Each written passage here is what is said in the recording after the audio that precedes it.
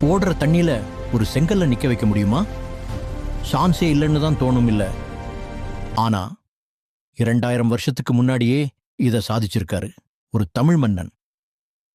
காவேரி நதி வெள்ளத்துல ஊரே அழிஞ்சப்போ அந்த வெள்ளத்தை தடுத்து நிறுத்துறது சாதாரண விஷயம் இல்ல. ஏன்னா அந்த இடத்துல தரை மணற்பாங்கானது, அஸ்திவாரமே போட முடியாத நிலை. அப்பதான் சோழ பேரரசின் மன்னன் கரிகால சோழா ஒரு அதிசயமான டெக்னிக் யூஸ் பண்ணாரு. பெரிய பெரிய பாறைகளை நேரா தண்ணில இறக்கினாங்க. அது மண்ணுக்குள்ள மெதுவா புதைய ஆரம்பிச்சுது.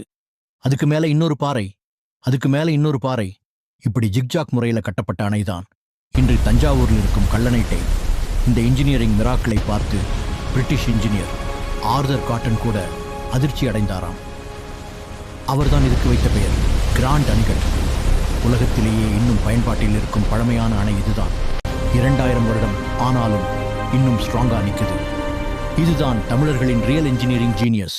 கரிகால சோழனை நினைச்சு பெருமைப்படுறவங்க ஒரு கமெண்ட் போடுங்க.